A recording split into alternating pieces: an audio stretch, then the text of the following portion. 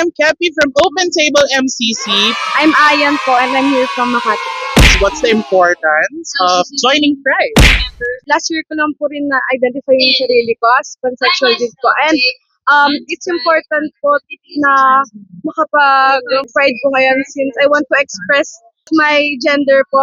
Out ka sa family? Hindi pa po. Hindi.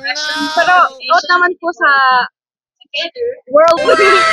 Diba, kung magkakaroon ka ng message sa family mo today, here sa Pride March, anong gusto mong sabihin sa kanila? I hope for them to be more open-minded, especially yung lola ko po kasi is very religious. So, sana ma-open po nila yung heart nila. Sana ma-open niya po yung heart niya to love our community. Pasok na pasok sa ating team ngayong Pride March. Ayan, so thank you so much. Happy Pride! Happy Pride!